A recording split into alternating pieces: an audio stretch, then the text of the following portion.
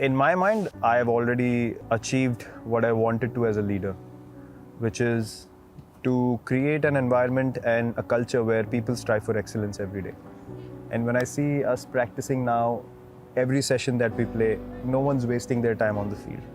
That for me is so important, because I would rather have an hour of quality practice and I've done everything that I had to do, rather than lurking around for 2 hours, 2.5 hours, fooling around for an hour in between. I don't see anyone doing that anymore. It's absolutely precise. It's absolutely professional. Even at the age group level, if you want to play for India, you got to be fit. You got to have a certain kind of fitness level. Fast bowlers who are coming in now are ready to bowl 20 overs, easy, and they're fit. They hardly have any niggles. So I feel I've done my job in the transitional phase. After MS left, cricket evolved.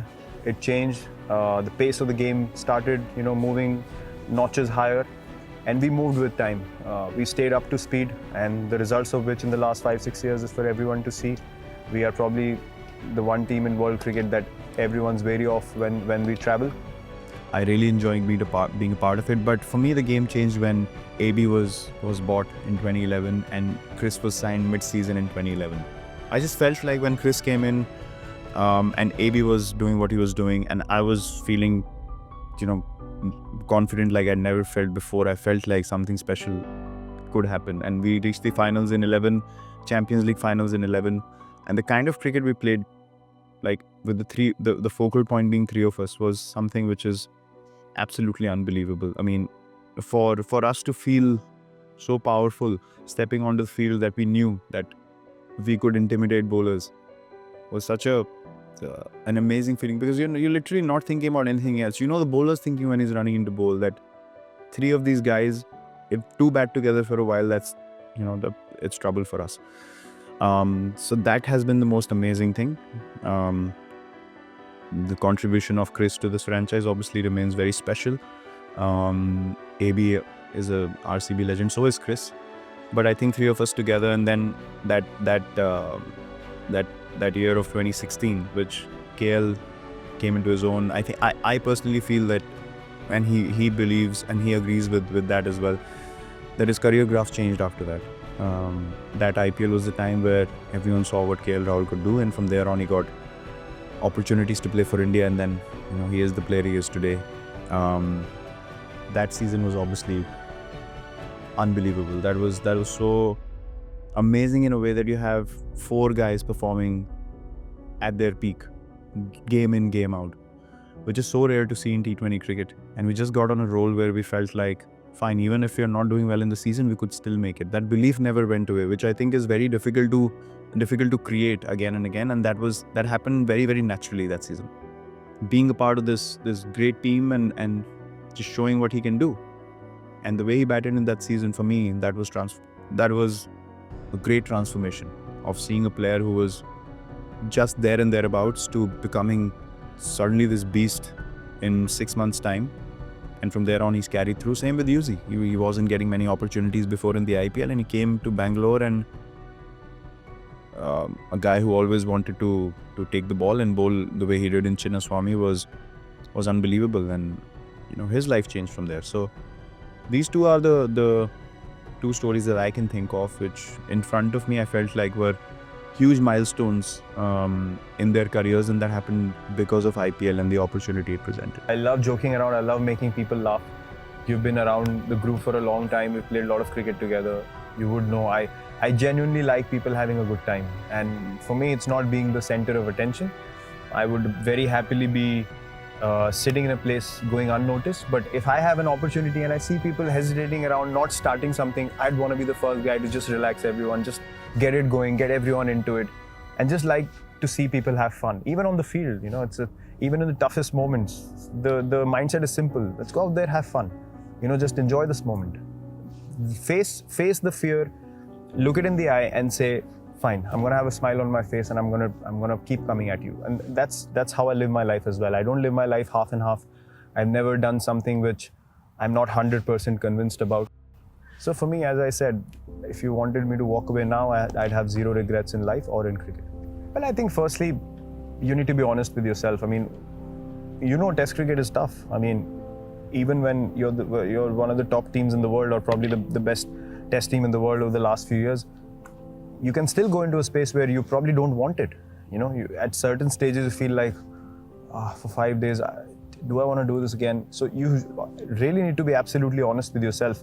Are you ready for the hard grind? Are you ready to wake up on day 3 when things are absolutely stacked up against you and go out there and bowl difficult spells for the team? Or when you know that you are in trouble, as a batting unit, are you going out there to get that 100 or get that 150 for your team? You know it's going to be tough. Things are going to stack up. You probably have to do it for 5-6 hours over a period of 2 days. Are you strong enough to do that? So I think honesty, firstly, looking at yourself in the mirror, whether you want Test cricket or not, and if the answer is yes, then you just go after it relentlessly. And I honestly feel like there's not enough motivation for people towards Test cricket. Is something that I observe, and that's why you can very well see that, you know, teams invariably give up very easily in Test cricket and don't find ways to get back into the game. Bubble life has done is it's really brought a very important conversation to the surface, which is people taking care of their well-being. Physical well-being is something that we keep talking about, but mentally how you feel is something that is not spoken about enough, which is a very dangerous thing to ignore. Yeah. You know, because how people feel differently with vulnerability when it comes to a mental point of view or mental setup point of view, it varies from people to people. So how I might be able to cope with the situation, it might not apply to another person at all, and vice versa. So I think it is imperative that once people feel the load or the stress of anything, it could be anything that triggers it, it's very important to have conversations around it, because only when you speak do you find solutions. And there is a reason why people within the bubble life, you know, like to sit and have discussions about how they feel. You need to share experiences, you need to discuss things to shed that load off you and understand, okay, I'm not the only one feeling like this, and I feel supported with the fact that everyone around me is feeling so, and we can help each other. It's your passion, it's the thing that you love. Anything, when it becomes something that you don't enjoy, then it starts eating you up, right? And that's where the conversations around keeping your perspective very clear in life about the things that actually matter. At the end of the day, whatever we might do at a certain time in our lives, it is not permanent, and life in itself is not permanent. You don't know what's going to happen tomorrow.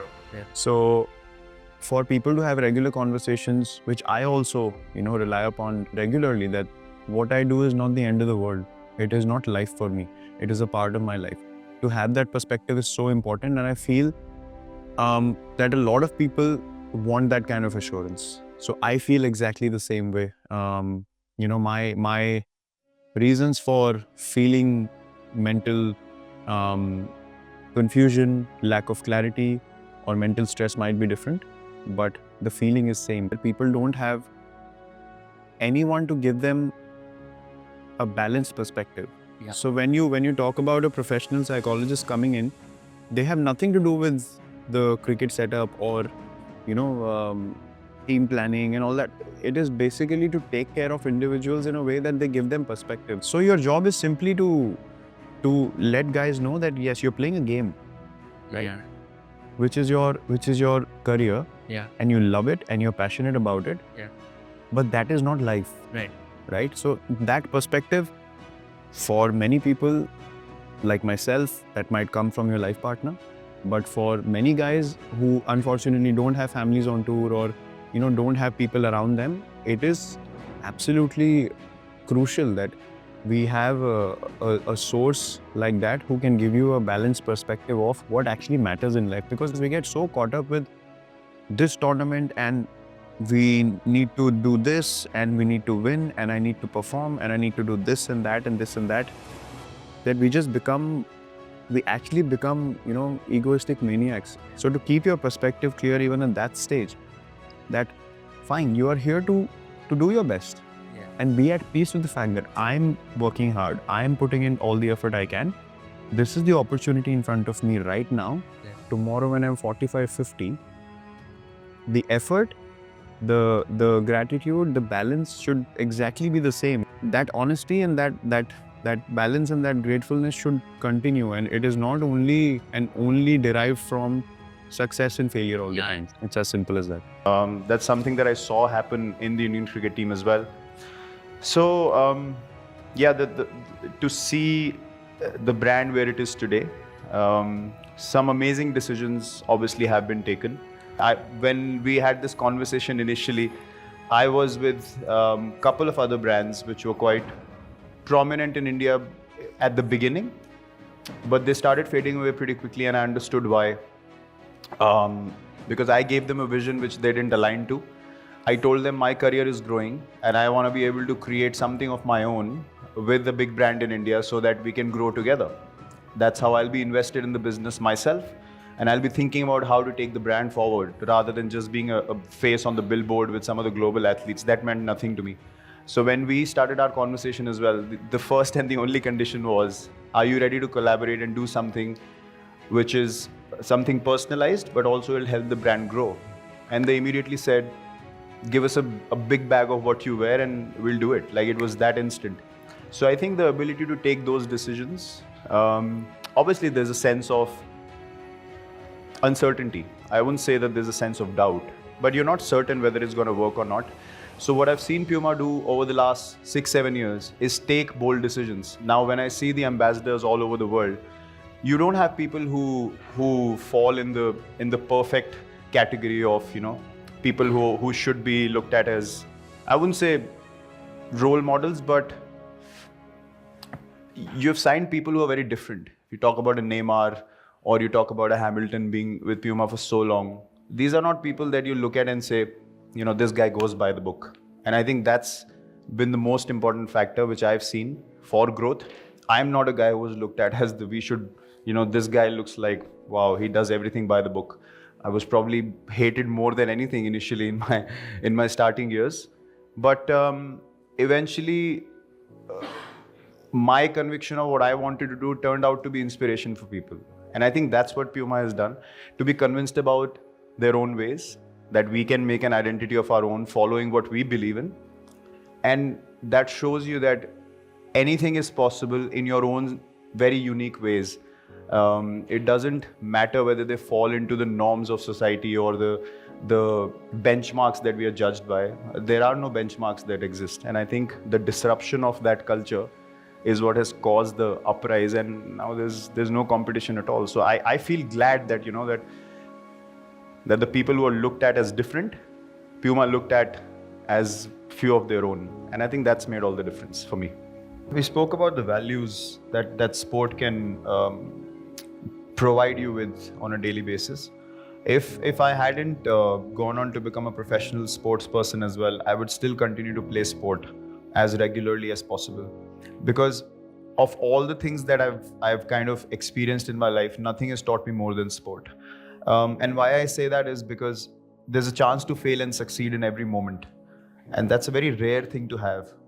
That's where your composure is tested the most and your character is tested the most. And then once you overcome those fears and those doubts, you become a better version of yourself.